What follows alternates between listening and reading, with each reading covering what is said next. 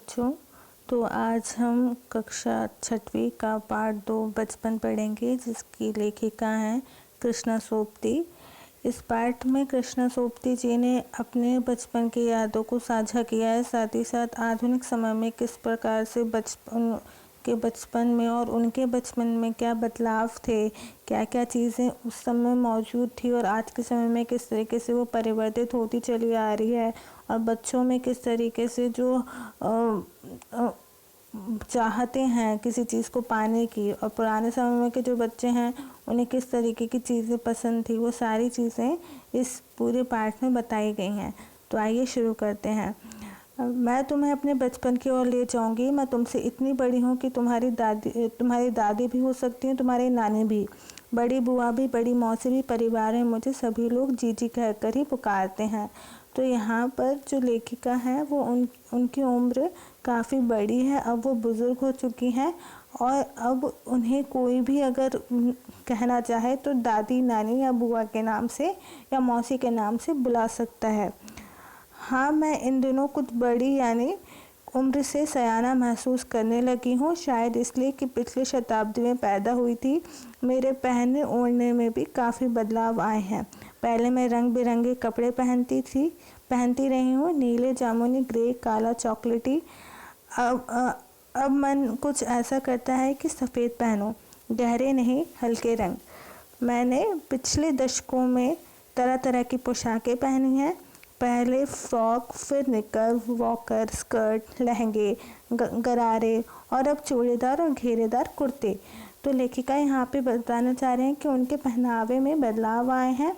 वो पहले नीले, जामुनी, ग्रे रंग बिरंगे कपड़े पहना करती थी और अब उनका मन सफ़ेद कपड़े पहनने का करने लगा है। पहले उनके पास कई तरह की फ्रॉक, निकर, स्कर्ट, लहंगे, चूड़ीदार और घेरेदार कुर्ते हुआ करते थे, पर अब वो सारी ही चीज़ें उनकी यादों में रह गई हैं और अब उन्हें सिर्फ सफ़ेद और हल्के रंग के कपड़े पहनना पसंद है। बचपन के कुछ फ्रॉक भी मुझे अब तक याद है। हल्की नीली और पीली धारी वाली फ्रॉक, गोल कॉलर और बाजू पर भी गोल कफ, एक हल्के गुलाबी रंग का बारीक चुन्नट वाला घेरदार फ्रॉक, नीचे गुलाबी रंग की फ्रिल। उन दिनों फ्रॉक के ऊपर की जेब में रुमाल और बालों में इतराते रंग बिरंगे रिबन का चलन था। तो वो बताती हैं कि उनकी जो पोशाकें हैं उनमें से उन्हें कुछ पोशाकें बहुत पसंद थी, कुछ कपड़े बहुत पसंद थे। उन्हीं का उन्होंने यहाँ जिक्र किया है कि किस तरीके से उन्हें हल्की नीली रंग और पीली धारी वाली जो फ्रॉक है वो पसंद थी, और उसका उन्होंने डिज़ाइन बताया है कि वह उसकी कॉलर गोल थी और जो उनकी बाजू थे उसमें कफ लगे हुए थे, और एक हल्की गुलाबी रंग की चुन्नट वाली घेरेदार फ्रॉक भी उन्हें पसंद थी और उसमें फ्रिल लगे हुए थे गुलाबी रंग के। और साथ ही साथ उन दिनों फ्रॉक के ऊपर की जेब में रुमाल और बालों में इतराते हुए रंग बिरंगे रिबन का चलन था। तो पहले के जो कपड़े बनाए या सिले जाते थे तो उनमें फ्रॉक में रुमाल रखने के लिए जेबें बनाई जाती थी और जो बालों में रंग बिरंगे रिबन बांध कर रखने का चलन था। लेमन कलर का बड़े प्लेटों वाला गर्म फ्रॉक जिसके नीचे फर टाकी थी। 2 ट्यूनिक भी याद है, एक चॉकलेट रंग का और अंदर की कोटी प्याजी, दूसरा ग्रे और उसके साथ सफ़ेद कोटी। तो उन्हें ऐसे अपने 2-3 कपड़े और याद है। एक लेमन कलर का प्लेटों वाला गर्म फ्रॉक था जिन्हें वो ठंड में पहना करती थी, और 2 ट्यूनिक भी उन्हें याद है, जो एक चॉकलेटी रंग की है जिसके साथ एक प्याजी कलर की कोटी है, जो जैकेट काइंड ऑफ होती है उसे हम कोटी कहते हैं, और दूसरा ग्रे कलर का फ्रॉक है जिसके साथ सफ़ेद कोटी वो पहना करती थी, जो उन्हें बहुत पसंद थी। आगे बढ़ते हैं। मुझे अपने मोजे और स्टॉकिंग्स भी याद है। बचपन में हमें अपने मोजे खुद धोने पड़ते थे, वह नौकर या नौकरानी को नहीं दिए जा सकते थे, इसकी सख्त मनाही थी।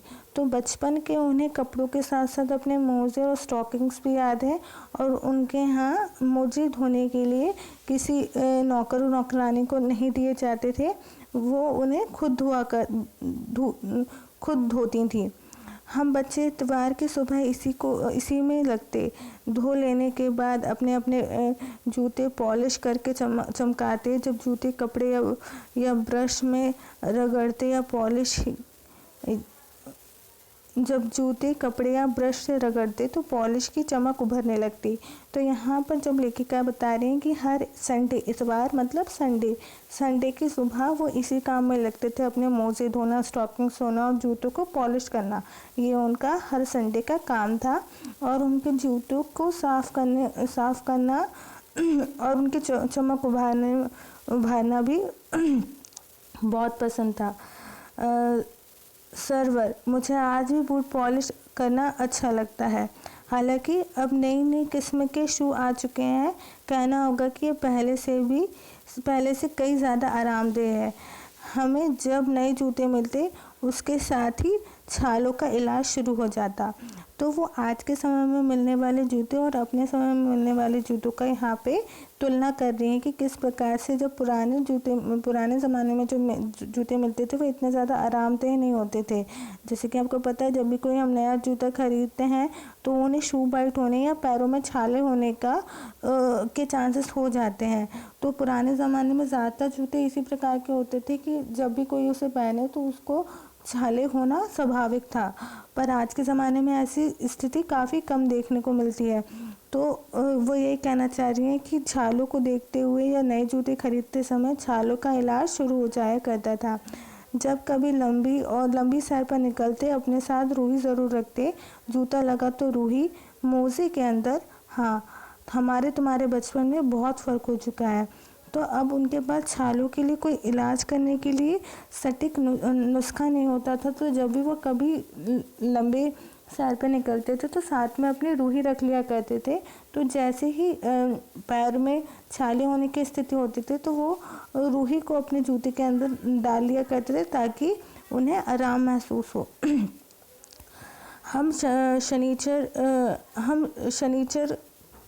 हर शनिचर को हमें ऑलिव ऑयल या कैस्टर ऑयल पीना पड़ता। यह एक मुश्किल काम था। शनिचर की सुबह से ही नाक में इसकी गंध आने लगती। छोटी शीशी के गिलास जिन पर ठीक खुराक के लिए निशान पड़े रहते, उन्हें देखते ही मितली होने लगती।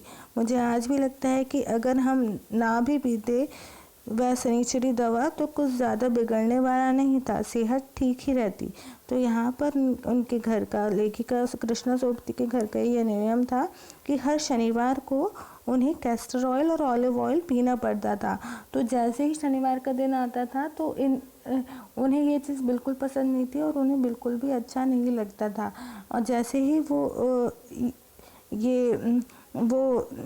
डब्बी देखती थी जिस पर डाल के उन्हें ये दवाई या तेल दिया जाता था, उसको देखकर ही उन्हें मितली होने लगती थी, घबराहट सी होने लगती थी। दूसरी तरफ वो ये भी कहते हैं कि अगर वो ये चीज़ ना भी पीती या ना भी ग्रहण करती तो उनके स्वास्थ्य में कोई खास बदलाव नहीं होने वाला था, उनकी तबीयत नहीं बिगड़ती। वो ये चीज़ यहाँ पे बता रही हैं। आगे पढ़ते हैं। तो मैं बताऊंगी कि हमारे समय और तुम्हारे समय में कितनी दूरी हो चुकी है, यहाँ तक कि बचपन की दिलचस्पियाँ भी बदल गई हैं।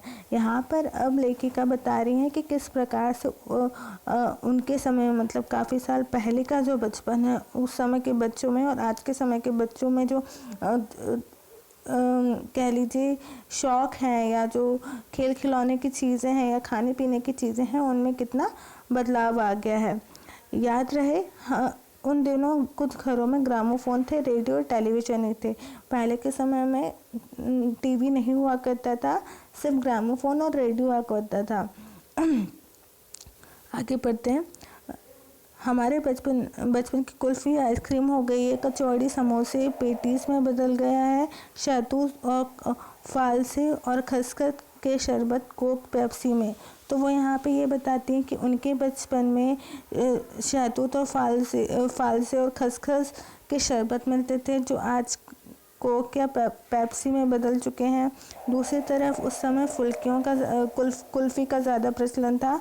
कुल्फ़ी वैसे आज भी मिलती है पर ज़्यादातर लोग आज के समय में आइसक्रीम खाना पसंद करते हैं।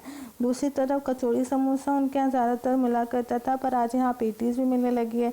तो हमारे पास कहीं ना कहीं इन सारी चीज़ों का एक अल्टरनेटिव या एक दूसरा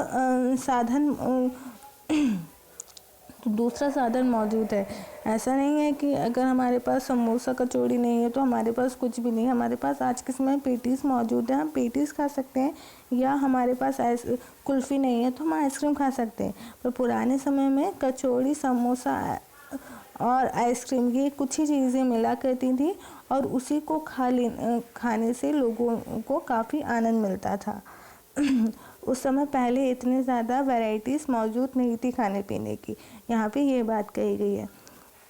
शिमला और नई दिल्ली में बड़े हुए बच्चों को वेगर्स और डेविको रेस्टोरेंट की चॉकलेट और पेस्ट्री मज़ा देने वाली होती।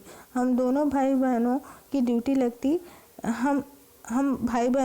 लगती शिमला मॉल से ब्राउन ब्रेड लाने की।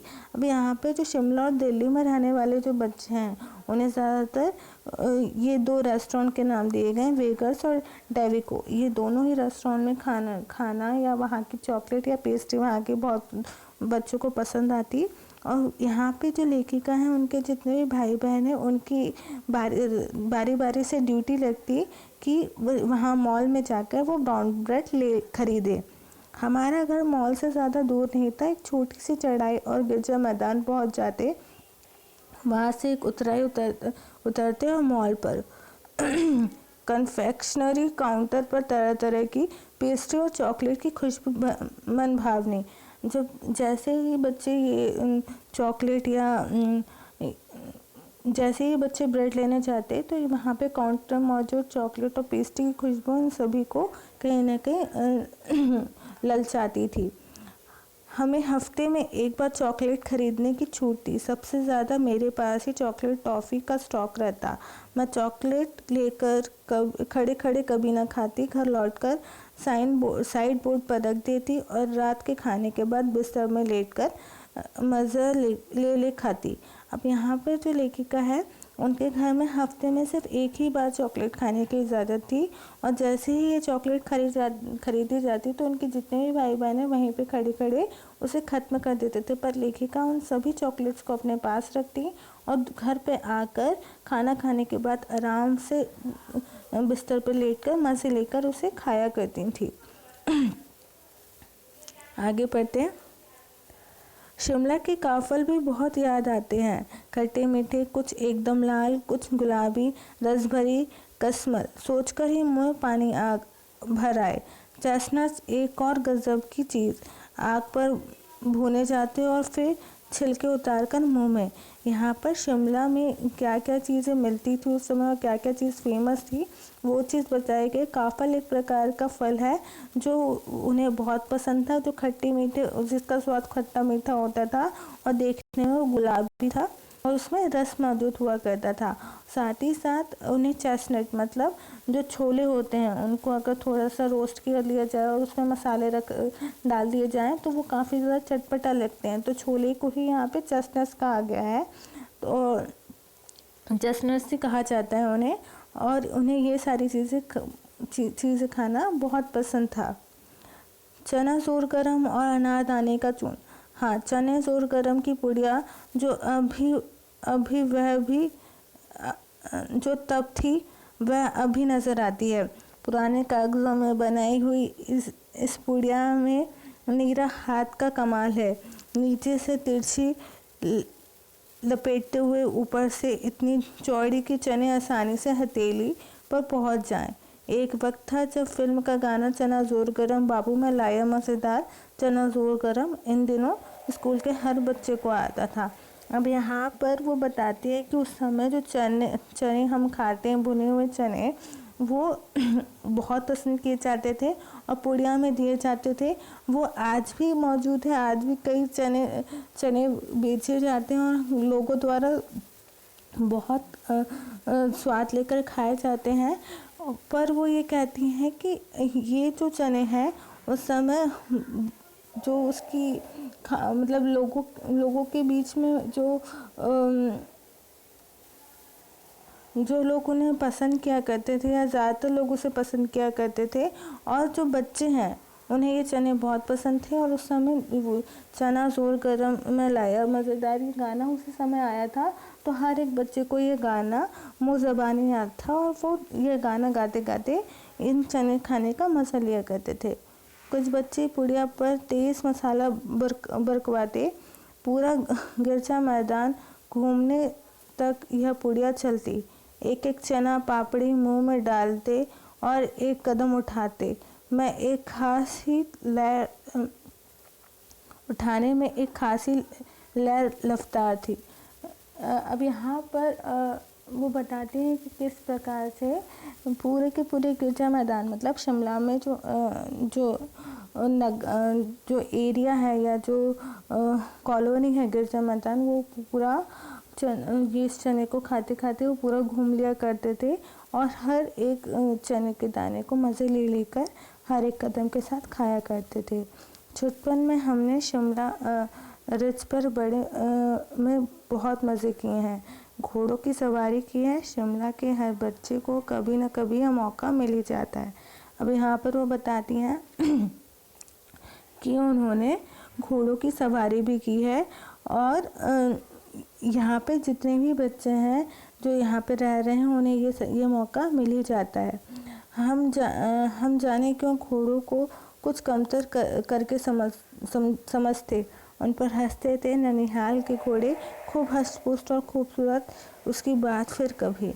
अब यहाँ पर जो शिमला के जो घोड़े हैं उन्हें वो काफ़ी ज़्यादा कमज़ोर लगते थे लेखिका को, क्योंकि उन्हें लगता था कि जो उनके ननिहाल मतलब नानी के घर में जो घोड़े हैं वो काफ़ी ज़्यादा हष्ट-पुष्ट हैं। पर वो कहती हैं कि इन दोनों की तुलना करना अभी इस समय में मुझे ठीक नहीं लगता, इसलिए उन्होंने कहा है उनकी बात फिर मैं कभी और बताऊंगी आपको, पर फ़िलहाल अगर शिमला की बात करें तो हमने घोड़ों की सवारी की हुई है। शाम को रंग बिरंगे गुब्बारे, सामने जाखू का पहाड़, ऊंचा चर्च की घंटियां बजती तो दूर दूर तक उसकी गूंज फैल जाती। लगता इसके संगीत से प्रभु यीशु स्वयं कुछ कह रहे हैं। अब जो शिमला में गिरजाघर था या चर्च था उनके घर के पास ही में था, तो वो दूर पहाड़ों से दिखाई देता था और चर्च की जब घंटी बजा करती थी तो ऐसा लगता था कि मानो स्वयं खुद जो ईसा मसीह है वो अपना संदेश दे रहे हैं। सामने आकाश पर सूर्यास्त हो रहा है। गुलाबी सुनहरी धारियाँ नीले आसमान पर फैल रही हैं।